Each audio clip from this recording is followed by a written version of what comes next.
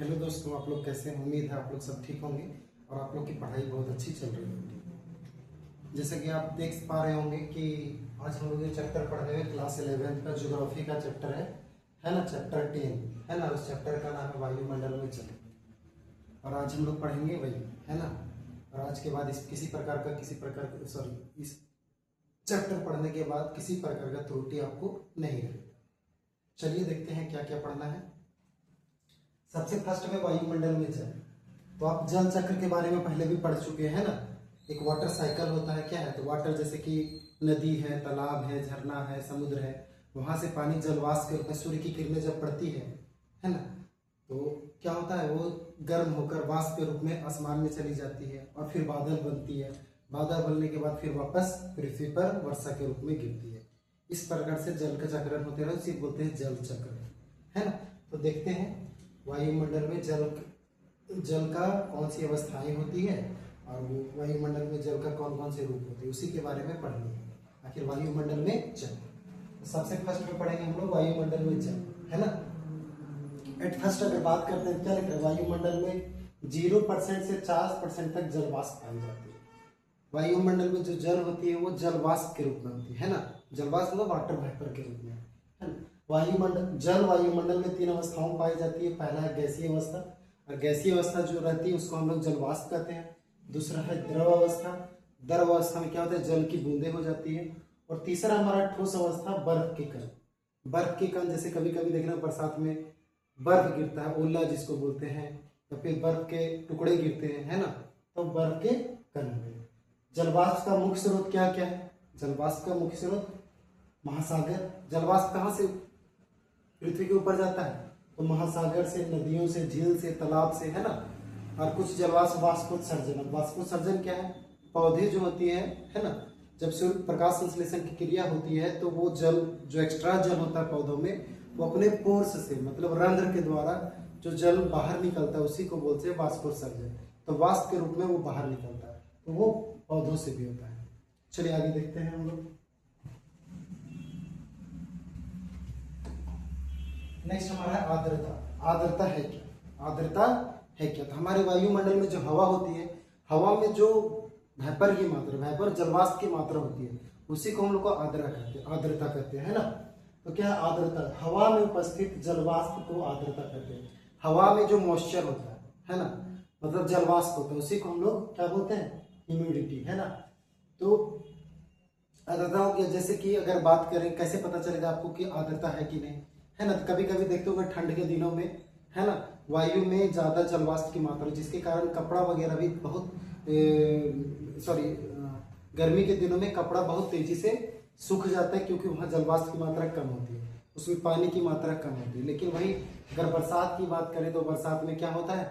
बरसात में ज्यादा रहता है, वायु में नमी की मात्रा यानी कि वाटर वेपर की मात्रा ज्यादा होती है। ठंडा में भी ज्यादा होती है ना। तो वही है, क्या बोल रहा है। और आर्द्रता को हम किस में मापते हैं? हाइग्रोमीटर। किस में मापते हैं? हाइग्रोमीटर में, है ना। वायुमंडल की आर्द्रता को मापने के प्रमुख यंत्र क्या है? हाइग्रोमीटर है। ये यंत्र है जिससे हम लोग आर्द्रता मापते हैं, वायु में कितनी आर्द्रता है उससे, है ना। तो आर्द्रता भी 2 प्रमुख भाग है उसके। निरपेक्ष आर्द्रता क्या है? निरपेक्ष आर्द्रता, है ना, प्रति इकाई आयतन में उपस्थित जलवाष्प। कहने का मतलब है किसी भी क्षेत्र में, है ना, किसी भी क्षेत्र में प्रति इकाई मतलब एक क्षेत्र है ना, एक यूनिट है लिए क्षेत्र का, है ना, उसमें जलवाष्प की मात्रा, है ना, उसमें उपस्थित जलवाष्प की मात्रा मतलब जितना भार हो, उसका वेट हो, है ना, तो उसी को हम लोग बोलते हैं निरपेक्ष आर्द्रता। इसका इकाई क्या है? ग्राम प्रति घन मीटर। ग्राम प्रति घन मीटर। दूसरा है सापेक्ष आर्द्रता। सापेक्ष आर्द्रता में क्या होता है? किसी तापमान पर, अब क्या है, यहाँ पे एक निश्चित तापमान नहीं था निरपेक्ष में, लेकिन इसमें क्या करते हैं? Fix temperature, 40 degree, 30 degree, 20 degree, है ना, टेम्परेचर पर बात कर रहा है ना। तो क्या किसी तापमान पर हवा में उपस्थित वास्तविक जलवाष्प तथा उसकी अधिकतम क्षमता का प्रतिशत है ना। महासागरों के ऊपर अधिक तथा महाद्वीपों के ऊपर कम होती है क्या? आर्द्रता, क्योंकि महासागर से वाटर ज्यादा निकलता है तो वहां आर्द्रता ज्यादा होती है ना। और एक चीज और भी देखेंगे हम लोग, जैसे कि अगर इंडिया की बात करें तो आर्द्र जलवायु जहाँ पे होती है, आर्द्र जलवायु कहने मतलब हमारे इन्वायरमेंट में नमी की मात्रा जहाँ होती है ज्यादा, वहां पे क्या होता है कि जो हमारा कपड़ा उद्योग है वहीं पे लगाए जाते हैं। जैसे कि गुजरात वगैरह में सब समुद्री इलाका है, तो वहाँ पे क्या होता है, वहाँ के वायुमंडल में, वहाँ के इन्वायरमेंट में नमी की मात्रा बहुत अधिक होती है, जिसके कारण से कपड़ा मिल वहाँ पे हो लगता है, धागा नहीं टूटता है ना। उसी तरह हुगली नदी है हमारा, है वेस्ट बंगाल, वेस्ट बंगाल में भी वही कंडीशन है ना। तो ये ठीक है, चलिए आगे देखते हैं, है ना। ये आप इसमें भी देख सकते हैं, ग्लास में क्या है, ग्लास में वायुमंडल में जल वाष्प होता है, तो ग्लास के कारण बाहरी इन्वायरमेंट ठंडा होता है, जिसके कारण वाष्प पानी के रूप में लगता है, उसी का ये है जल वाष्प, है ना। इससे पता चलता है कि वायु में आर्द्रता होती है। नेक्स्ट अगर बात करें हम लोग, नेक्स्ट है संतृप्त वायु। क्या है संतृप्त वायु? क्या है? जब वायु और अधिक जलवाष्प ग्रहण नहीं कर सकती, कहने का मतलब है वायु जलवाष्प, जैसे कि वायु में जलवाष्प चला जाता है, लेकिन एक सीमित एक कंडीशन होता है, अब वहाँ एक सीमित हो जाता है, उसके बाद उसमें जलवाष्प ग्रहण करने की क्षमता नहीं रहती, उसी को बोलते हैं संतृप्त वायु। जब वायु और अधिक जलवाष्प ग्रहण नहीं कर सकता, उसे संतृप्त वायु कहते हैं। ओसान क्या है? जिस तापमान पर वायु संतृप्त हो जाए। अब ओसान क्या है? इसी का संतृप्त वायु मतलब वो तापमान है, टेम्परेचर।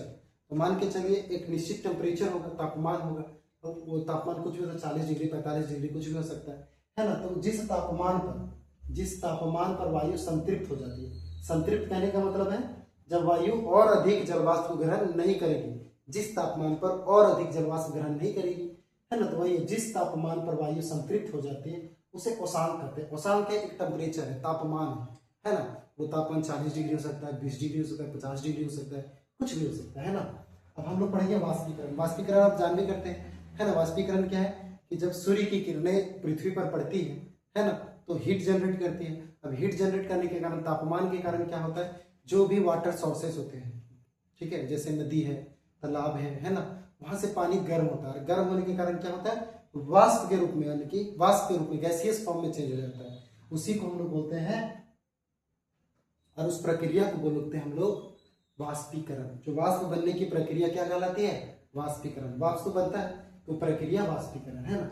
अब वाष्पीकरण के कारण क्या, अधिक तापमान जितना तेजी से, जैसे मान के चलिए घर में हम लोग खाना ही बनाते हैं, तो हीट जब ज्यादा जनरेट होता है तो क्या होता है, पानी तेजी से बॉयल होता है, ज्यादा से ज्यादा वाष्प निकलता है। और वही हीट कम देते हैं तो धीरे धीरे निकलता है। तो क्या है, तापमान, अधिक तापमान पे वाष्पीकरण तेजी से होगा, है ना। कम आर्द्रता, अब इन्वायरमेंट में नमी की मात्रा कम होगी, जब आर्द्रता कम होगा तो भी वाष्पीकरण तेजी से होगा। तेज हवा के कारण भी, जैसे कभी कभी होता है हमें कपड़ा सुखा लिया, कपड़ा गीला कपड़ा है, उसमें पानी है, मान के चलिए उसको हम सुखा दिया, अब हवा तेज चल रहा है तो क्या है, तुरंत कपड़ा सूख जाता है। उसका मेन कारण यही कि वाष्पीकरण हो जाता है ना। तेज हवा क्या करता है, वाष्पीकरण को तेज करता है, ठीक है। और गुप्त ऊष्मा क्या है, क्या होता है कि कोई भी पदार्थ है ना, तो गुप्त ऊष्मा क्या होता है, ऊष्मा का प्रयोग वो तापमान परिवर्तन में नहीं करता है, बल्कि अवस्था परिवर्तन में करता है। जैसे हमारे पास बर्फ है, मान के चलिए, है ना, मान के चलिए मेरे पास बर्फ है, उसको क्या किया, हम गर्म किए, तो गर्म किए तो बर्फ का तापमान तब तक बदलाव नहीं होगा जब तक वो बर्फ से, मतलब ठोस से द्रव में नहीं चेंज हो जाए, यानी बर्फ से पानी ना बन जाए, जब तक वो उसमें बर्फ रहेगा, पिघलेगा। तो क्या है, वो तापमान का प्रयोग किस चीज में कर रहा है, पदार्थ के कणों के बीच जो अट्रैक्शन है, बल है ना, आकर्षण बल है, उसको तोड़ने में कर रहा है, बर्फ की अवस्था परिवर्तन में कर रहा है, यानी ठोस से क्या चीज बन रहा है, ठोस से द्रव में चेंज हो रहा है, तो उसको हम लोग क्या बोलेंगे, गुप्त ऊष्मा। जो ऊष्मा उसमें प्रयोग होगा, है ना, वो हमें दिखाई नहीं देता, ठीक है। बिना तापमान बदले किसी द्रव को वाष्प में बदलने हेतु ये आवश्यक ऊर्जा को हम लोग क्या बोलेंगे, गुप्त ऊष्मा बोलेंगे। क्या बोलेंगे, गुप्त ऊष्मा। नेक्स्ट हम लोग देखते हैं, नेक्स्ट हम लोग का क्या है, संघनन। अब संघनन क्या है, संघनन क्या है कि मान के चलिए जलवाष्प ऊपर चला गया, है ना, ऊपर जाने के क्रम में क्या है कि वो हीट है ना, बादल का निर्माण हुआ। अब क्या हुआ, वहां पे ऊपर जाने के बाद क्या है कि जैसे जैसे कोई भी वायु ऊपर जाता है, हमको पता है, पहले से पढ़ चुके हैं कि जैसे जैसे हम ऊपर जाते हैं 165 मीटर पर 1 डिग्री सेल्सियस तापमान क्या होता है, डाउन हो जाता है ना, 1 डिग्री सेल्सियस तापमान डाउन हो जाता है। जैसे जैसे ऊपर जाएंगे तापमान घटेगा, और तापमान घटने के कारण क्या होगा, जो हमारा जलवाष्प है, श्वास के रूप में वो वापस किस में बनेगा, पानी में परिवर्तित होगा, है ना, वाटर में आ जाएगा। तो उसी को बोलते हैं हम लोग संघनन। क्या बोलते हैं, संघनन। क्या है, जलवाष्प का ठंडा होकर द्रव या ठोस में बदलना क्या कहलाता है, संघनन कहलाता है। तो जलवाष्प गैस फॉर्म में है, गैस से वापस क्या होगा, ठंडा होकर ठोस में बन जाएगा, ज्यादा भी ठंडा हो जाएगा। अगर टेम्परेचर 0 डिग्री से डाउन हो जाए तो क्या होगा, ठोस में चेंज हो जाएगा, संघनन का कारण क्या है? तापमान में कमी आएगा, उष्मांक तक ठंडा होना, जलवाष्प की अधिक मात्रा, जलवाष्प की अधिक मात्रा। अब संघनन केंद्रक क्या है ना? संघनन जिन सूक्ष्म कणों पर होता है उन्हें संघनन केंद्रक कहते हैं। अब क्या है कि हमारे इन्वायरमेंट में बहुत सारे धूल कण है, जैसे धुआं है, धूल कण है, हवा में बहुत सारे, तो उसी के चारों ओर क्या होता है? वो संघनन होता है, उसी को बोलते हैं संघनन केंद्र, है ना। और जो वाटर वेपर जो होता है उसी के चारों ओर क्या होता है? संघनित हो जाता है ना। तो उसी के उसका धूल हो सकता है, धुआं हो सकता है, समुद्री नमक के कण हो सकते हैं। जैसे समुद्र में जब जलवाष्प के साथ समुद्र में जो नमक के अंश होते हैं, पानी में नमक के कण होते हैं, वो भी कहाँ चले जाते हैं? इन्वायरमेंट में चले जाते हैं।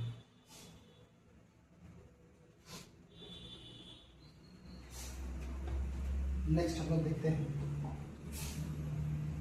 संघनन के प्रमुख स्वरूप, है ना। संघनन के प्रमुख रूप, जब वाटर वेपर यानी जलवाष्प संघनित होता है ना, वाटर क्या चीज, वाटर वेपर जो गैसियस फॉर्म में है वो वापस किस में आ रहा है? लिक्विड व सॉलिड में आ रहा है। तो उसके 3 रूप हैं, 4 रूप है ना। ओस में चेंज हो जाएगा, या फिर कोहरा में चेंज हो जाएगा, या फिर तुषार में, या फिर बादल में। एक करके हम लोग पढ़ेंगे, है ना। क्या है? ओस की बूंदे, देखिए पत्ते पर जो ये पानी की बूंदे दिखाई दे उसको ओस कहते हैं, है ना। दूसरा आपका है कोहरा। कोहरा देखिए ठंड के दिनों में देखते होंगे आप लोग की बहुत दूर तक दिखाई नहीं देता है कोहरा, है ना। नेक्स्ट आपका तुषार। तुषार क्या है? जब पानी की अंश जो होती है जब 0 डिग्री से टेम्परेचर डाउन हो जाता है तो क्या होता है? बर्फ के रूप में, है ना, वो गिरता है। तो वो देखिए यहाँ पे आपको दिख रहा होगा कि पौधों पर किस तरह से बर्फ के छोटे छोटे कण, डस्ट है, वो गिर रहे हैं। उसी को हम लोग बोलते हैं तुषार। और बादल क्या है? बादल भी निर्माण होता है ना। एक करके हम लोग चारों पढ़ेंगे। सबसे फर्स्ट में ओस क्या है? सबसे फर्स्ट में ओस क्या है? जब वायुमंडल की जलवाष्प, वायुमंडल की जलवाष्प घास, पत्तियों, पत्थरों तथा अन्य ठंडी ठोस सतहों पर पानी की बूंदों के रूप में जम जाती है तो उसे ओस कहते हैं। देखिए, है ना, ये पत्तों के ऊपर जो पानी की बूंदें जमी हुई ओस। जैसे कि सुबह सुबह आप उठेंगे ठंड के दिनों में, सुबह सुबह उठेंगे घास वगैरह पे पूरा क्या है? पूरा एकदम पानी की बूंदें गिरी हुई रहती है ना। पूरा अगर आप वहां से गुजरेंगे पूरा पैर भीग जाता है चलने पर। अगर घास पे खाली पर चलेंगे पैर भीग जाएगा, है ना। तो उसको हम लोग क्या बोलते हैं? ओस कहते हैं। क्या कहते हैं? ओस कहते हैं। अब ओस बनने के लिए आवश्यक परिस्थितियां क्या क्या है ना। किन परिस्थितियों में उसका निर्माण होता है? सबसे फर्स्ट में आकाश साफ होनी चाहिए, क्योंकि आकाश साफ होनी चाहिए। दूसरा, हवा धीमी होनी चाहिए, उच्च सापेक्ष आर्द्रता होनी चाहिए, ठंडी और लंबी रातें होनी चाहिए, क्योंकि थोड़ी सी ठंडी होगी तो वैसा होगा नहीं। नेक्स्ट आपका उष्मांक क्या है? जमाव बिंदु 0 डिग्री से ऊपर हो, है ना। नेक्स्ट उष्मांक ड्यू पॉइंट जो है जमाव बिंदु 0 डिग्री से ऊपर होना। अब देखिए मेन क्या है यहाँ पे? ओस तभी होगा जब 0 डिग्री से टेम्परेचर ऊपर होगा, क्योंकि 0 डिग्री पे तो वो बर्फ में चेंज हो जाएगा, लेकिन वाटर क्रॉप है ना, जिसके कारण क्या होना चाहिए? 0 डिग्री से ऊपर होना चाहिए। मुख्य विशेषताएं क्या? जल बूंदों के रूप में बनती है, केवल ठंडी ठोस सतहों पर बनती है, तापमान 0 डिग्री से ऊपर रहता है। इसका मेन रीजन ये है ना। नेक्स्ट देखेंगे हम लोग तुषार क्या है। नेक्स्ट क्या है? तुषार। जब जलवाष्प 0 डिग्री से या उससे कम, 0 डिग्री या उससे कम है, तो उसमें क्या होता है? 0 डिग्री से ऊपर। इसमें क्या है? 0 डिग्री या 0 डिग्री से कम। तो जब 0 डिग्री से कम होगा तो वो डस्ट के रूप में हो जाएगा। और डस्ट क्या होगा? आइस डस्ट, है ना, स्नो जिसको बोल सकते हैं। स्नो मतलब बर्फ, बर्फ के डस्ट के रूप में हो जाएगा। तो क्या बोला? जब जलवाष्प 0 डिग्री या उससे कम तापमान पर बर्फ के छोटे छोटे कणों, रवों के रूप में ठंडी सतहों पर जम जाती है तो उसे तुषार कहते हैं। आप देख सकते हैं ये क्या है? ठंडी सतह है, इस पे बहुत सारी बर्फ जमे हुए, है ना। तुषार बनने की आवश्यक परिस्थितियां क्या है? आकाश साफ होनी चाहिए, शांत हवा होनी चाहिए। अब जैसे शांत हवा नहीं रहेगा तो हवा क्या करेगा? उड़ा के ले जाएगा दूसरा जगह, है ना। साफ आकाश नहीं रहेगा तो आकाश साफ रहेगा तो भी तो टेम्परेचर डाउन होगा। उच्च सापेक्ष आर्द्रता, उच्च सापेक्ष आर्द्रता होनी चाहिए, ठंडी और लंबी रातें, जो कंडीशन उसमें था वो कंडीशन इसमें भी होनी चाहिए, है ना। वो शांत जमाव सिर्फ उसमें 0 डिग्री से ऊपर था, इसमें 0 डिग्री या 0 डिग्री से नीचे होना चाहिए। मुख्य विशेषताएं इसका क्या है? बर्फ के कणों के रूप में बनता है, ये बर्फ के कण के रूप में बनता है, तापमान 0 डिग्री या उससे कम हो जाता है, ये फसलों को नुकसान पहुंचाता है। फसल क्या है? एकदम पाला मार देगा फसल में, है ना, फसल खराब हो जाएंगे। नेक्स्ट हम लोग देखते हैं, नेक्स्ट क्या है? कोहरा। नेक्स्ट क्या है?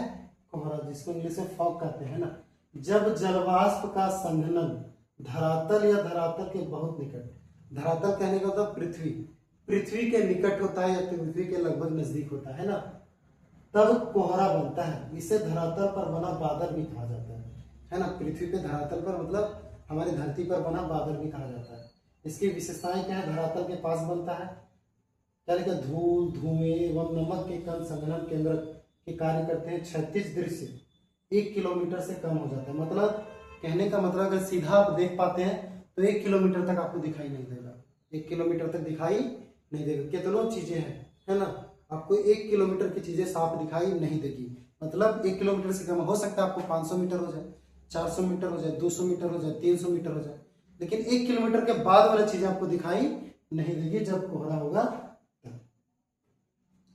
नेक्स्ट हम लोग देखते हैं, है ना, ये देखिए, है ना, 1 किलोमीटर के सामने लगता है 200 मीटर दिखाई नहीं दे रहा है। नेक्स्ट हम लोग देखते हैं, है ना, कुहासा। अब कोहरा कुहासा में अंतर है, कोहरा और कुहासा में अंतर है। कुहासा में क्या है कि हमें दूर तक दिखाई देता है, 1 किलोमीटर से दूर तक दिखाई देगा, ठीक है। जब वायु में सूक्ष्म जलकणों के कारण दृश्यता कम हो जाती है, लेकिन कोहरे से कम घनी होती है, ये कोहरे से कम घनी होती है, तो इसे कुहासा कहते हैं, है ना। कंडीशन सेम है। प्रमुख विशेषताएं क्या है? क्षैतिज दृश्य 1 से 2 किलोमीटर। अब क्या है, वो 1 किलोमीटर से कम था और ये क्या है 1 किलोमीटर से 2 किलोमीटर, मतलब 2 किलोमीटर तक आपको दिखाई देगा, 2 किलोमीटर के बाद दिखाई दे नहीं देगा। 1 किलोमीटर से 2 किलोमीटर की रेंज है। पहाड़ी क्षेत्रों में अधिक पाया जाता है। गर्म वायु की ठंडी सतह से संपर्क में आने पर बनता है ना। गर्म वायु के ठंडी सतह, जब गर्म वायु ठंडी सतह के संपर्क में आता है तब ये बनता है। नेक्स्ट हम लोग देखते हैं धूम कोहरा। धूम कोहरा क्या? धूम्र कोहरा भी इसे कहते हैं, है ना, स्मॉग। धूम्र कोहरा क्या? जब कोहरा में धुआं मिल जाए, जब कोहरा में धुआं मिल जाए तो उसको क्या बोलेंगे? धूम्र कोहरा। जब कोहरा और धुआं मिल जाते हैं तब धूम्र कोहरा बनता है। इसकी क्या विशेषता है? औद्योगिक एवं नगरीय क्षेत्र में होता है। औद्योगिक क्षेत्र में क्योंकि वहां बहुत सारे उद्योग रहते हैं और उद्योग में बहुत सारे क्या धुआं निकलते रहता है, जिसके कारण से क्या होता है? धूम्र कोहरा का निर्माण होता है। नेक्स्ट क्या है? विशेषताएं क्या है? औद्योगिक एवं नगरीय क्षेत्रों में अधिक बनता है। वायु प्रदूषण बढ़ाता है, क्योंकि अब धुआं कम से बढ़ेगा तो वायु प्रदूषण तो बढ़ेगा, निश्चित है। दृश्य कम कर देता है ना, और दिखाई नहीं देगा, आर पर दिखाई नहीं देगा। नेक्स्ट हम लोग देखते हैं, है ना, जैसे ये है हमारा, ये औद्योगिक क्षेत्र में धुआं निकल रहा है और किससे मिल जा रहा है? जलवाष्प के साथ मिल जा रहा है ना, कोहरा के साथ, इसी को बोलते हैं धूम्र कोहरा। नेक्स्ट हम लोग देखते हैं बादल। नेक्स्ट क्या है हमारा टॉपिक? बादल। बादल का निर्माण कैसे? जब बादल जल की सूक्ष्म बूंदों या बर्फ के छोटे छोटे कणों के समूह जो ऊंचाई पर जलवाष्प के संघनन से बनता है। जैसे क्या हम बताए हैं कि नदी, तालाब, झरना, समुद्र, सब जगह से जब धूप पड़ती है ना, तो जब तापमान बढ़ता है क्या होता है? वो पानी जलवाष्प के रूप में ऊपर चला जाता है, और ऊपर जाने के क्रम में आपको पता है फिर से धीरे धीरे ठंडा होता है, और ठंडा होने के कारण की ठंडा जब होता है जलवाष्प, तो वहां जो धूल कण होते हैं उसके चारों ओर क्या होता है? संघनित होता है, और वो जो वही जब इकट्ठा होता है तो वही बादल का रूप लेता है, वही बादल है ना। तो क्या बोल रहा है? बादल जल की सूक्ष्म बूंदों या बर्फ के छोटे छोटे कणों का समूह है जो ऊंचाई पर जलवाष्प के संघनन से बनता है ना। बादलों का वर्गीकरण अगर बात करें तो बादलों को ऊंचाई, आकार तथा स्वरूप के आधार पर 4 प्रकार में बांटा गया। अब बादल के प्रकार कौन कौन है? पहला है पछाभ मेघ। पहला क्या है? पछाभ मेघ है ना। ऊंचाई कितना? 8000 से 12000 किलोमीटर, सॉरी 8000 से 12000 मीटर ऊंचाई पे पछाभ मेघ मिलेगा, है ना। ये क्या होते हैं? पतले होते हैं, मतलब लेयर इसका एकदम पतला होगा। लेयर क्या होगा? पतला। ऊपर से देखिए पूरा पतला, है ना। सफेद होता है और पंख जैसे दिखाई देते हैं ना। पंख मतलब पूरा फैला हुआ रहेगा। सबसे ऊंचाई पर बनने वाले बादल। क्वेश्चन अगर आपका आता है कि सबसे ऊंचाई पर बनने वाले बादल कौन है, तो पछाभ मेघ। कौन है? पछाभ मेघ। देखिए एकदम पतला है ना, पूरा पतला, एकदम पतला है, पूरा पतला लेयर है, पूरा फैला हुआ एकदम पतला, एकदम पंख जैसा। नेक्स्ट क्या है आपका? नेक्स्ट है कपासी मेघ। कपासी मेघ क्या है? 4000 से लेके 7000 मीटर की ऊंचाई पर दिखाई देता है। कितना? 4000 से 7000। और ये देखिए कपास, कपास रुई देखिए ना, रुई, रुई जैसा एकदम दिखाई देगा, एकदम कपासी मेघ। इसी को हम लोग बोलते हैं कपासी मेघ, है ना। क्या है ये? कपासी मेघ है ना। रुई जैसे दिखाई देते हैं।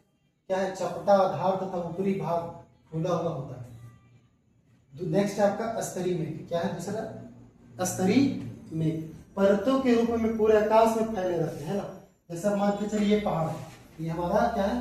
पहाड़ से देखने पर ये दिख रहा है पूरा एकदम समतल मैदान की तरह, नहीं बर्फ का एक मैदान है वो ऐसे एकदम फैला हुआ दिख रहा है, तो इसी को बोलते हैं स्तरीय मेघ, जो परतों के रूप में आकाश में फैले रहते हैं, है ना, परत के रूप में आकाश में फैले रहते हैं ना, उष्मा के ह्रास व विभिन्न तापमान वाली वायु के मिलने से बनते हैं। नेक्स्ट आपका क्या है, वर्षा में। नेक्स्ट क्या आपका, वर्षा में। वर्षा में क्या है, काले या गहरे स्लेटी रंग के होते हैं, देखिए काला और गहरा स्लेटी रंग का होता है ना, मध्य या निम्न ऊंचाई पर बनते हैं वर्षा कराने वाले बादल, और इसको बोलते हैं वर्षा का, यही बादल जो है वर्षा कराते हैं।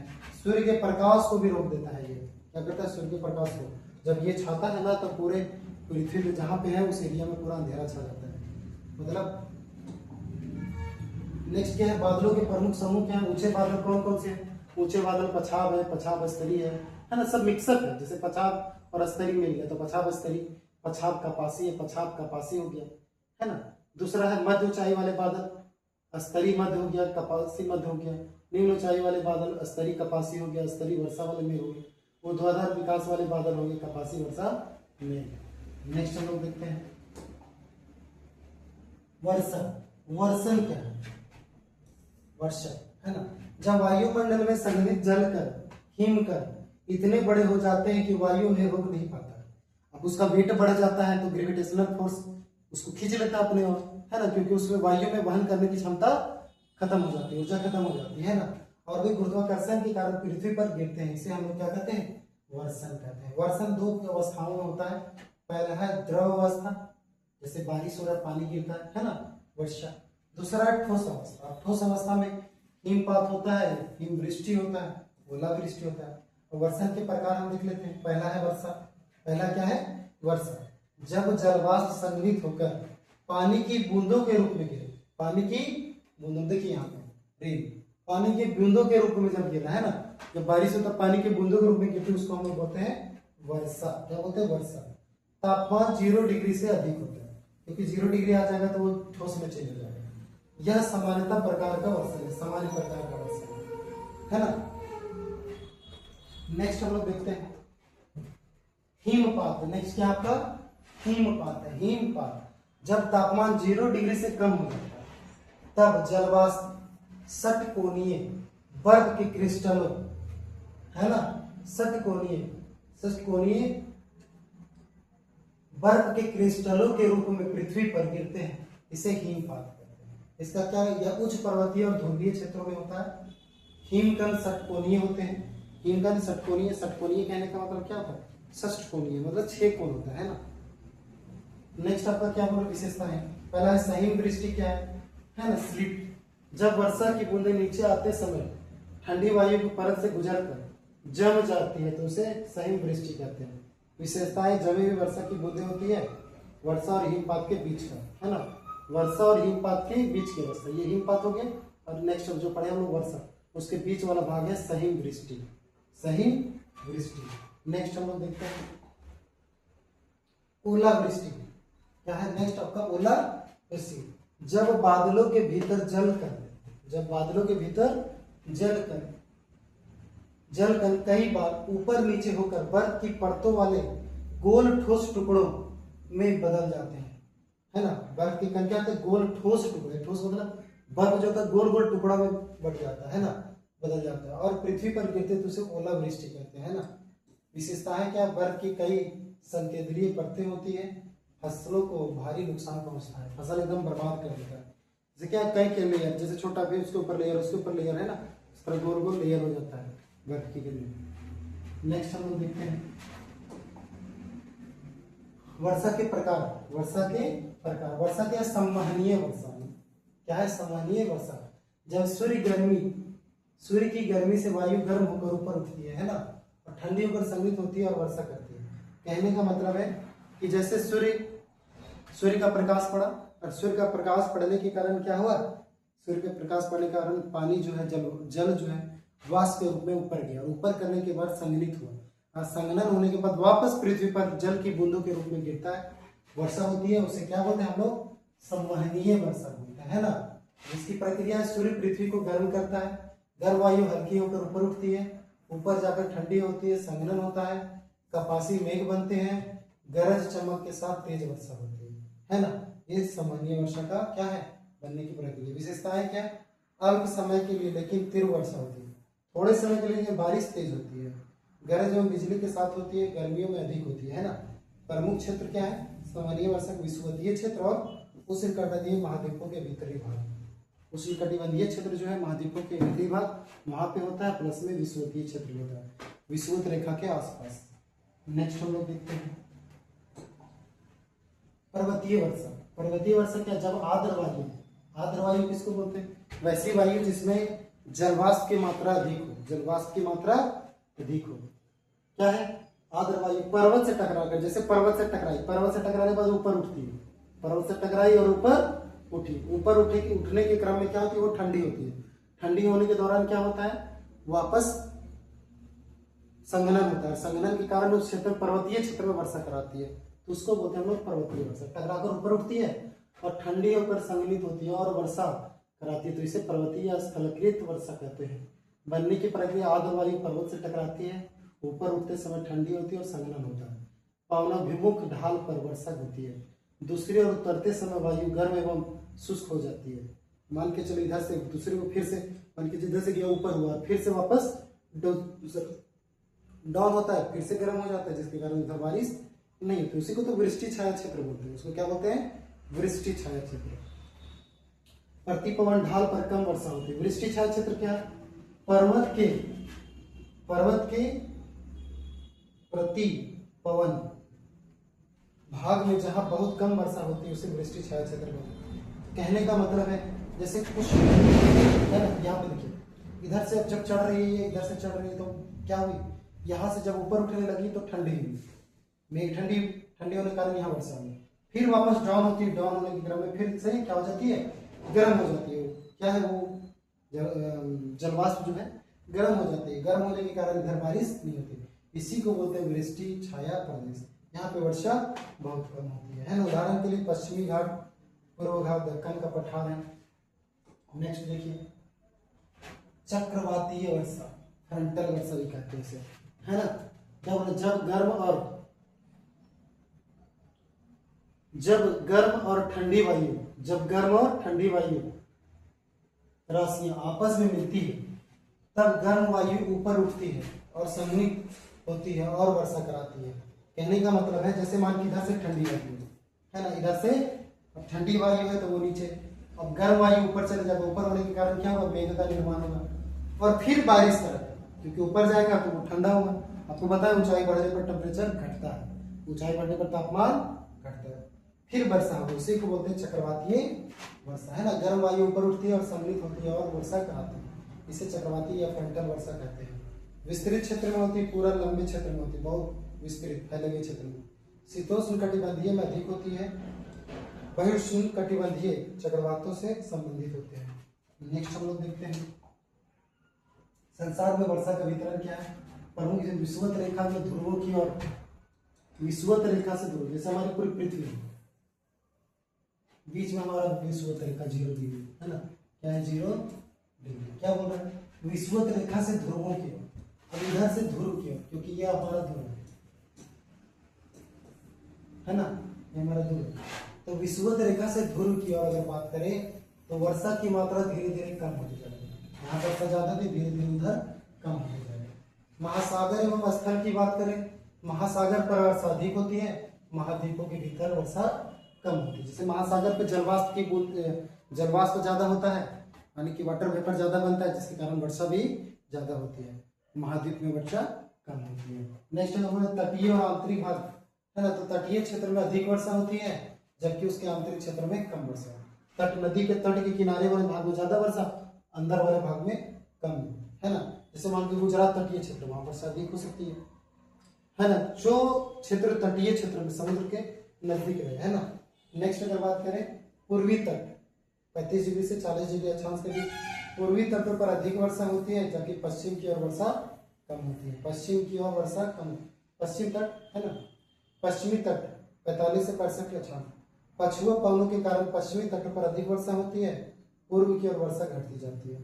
पर्वतीय क्षेत्र की बात करें, पवनोभिमुखी ढाल पर अधिक वर्षा होती है, जबकि प्रति पवन ढाल, जहाँ पर पवन चढ़ते जब पवन पर्वतों की ओर ऊपर उठती है उस समय बारिश ज्यादा होती है, डाउन होती है उसमें बारिश कम होती है ना। इस प्रकार से तापमान का वितरण होता है। नेक्स्ट देखिए, वार्षिक वर्षा के आधार पर क्षेत्र क्या है? पहला है विषुवतीय क्षेत्र, मानसूनी तटीय क्षेत्र और पश्चिम तटीय पर्वतीय ढाल। यहाँ पे 200 सेमी से अधिक वर्षा होती है। नेक्स्ट है महाद्वीप के आंतरिक भाग में अगर बात करें तो 100 से 200 सेंटीमीटर वर्षा होती है। दूसरा बात उष्णकटिबंधीय का मध्य भाग और शीतोष्ण क्षेत्र के पूर्वी और भीतरी भाग में 50 से 100 सेंटीमीटर वर्षा होती है। मरुस्थल, वृष्टि छाया क्षेत्र और उच्च अक्षांशीय क्षेत्र में 50 सेमी से कम वर्षा होती है ना। नेक्स्ट हम लोग देखते हैं वर्षा का मौसमी वितरण। वर्षा का मौसमी वितरण, विषुवतीय क्षेत्रों में वर्ष भर वर्षा होती है। विषुवतीय क्षेत्र में साल भर बारिश होती है, साल भर, है ना। मानसूनी क्षेत्र की बात करें तो मानसूनी क्षेत्रों में वर्षा मुख्यतः ग्रीष्म ऋतु में होती है ना। मानसूनी क्षेत्र में ग्रीष्म ऋतु में होती है। नेक्स्ट, भूमध्य सागरीय क्षेत्रों में वर्षा शीत ऋतु में होती है। कहाँ होती है? शीत ऋतु में होती है। शीतोष्ण क्षेत्रों में वर्षा लगभग पूरे वर्ष होती है ना, पूरे वर्ष होती है। चलिए, चैप्टर तो आपका खत्म हो गया है। किसी प्रकार की त्रुटि तो कमेंट में जरूर कमेंट करें, है ना। और अगर वीडियो अच्छा लगा हो तो चैनल को सब्सक्राइब कर दीजिए और लाइक और शेयर करें, है ना। चलिए ठीक है, थैंक यू।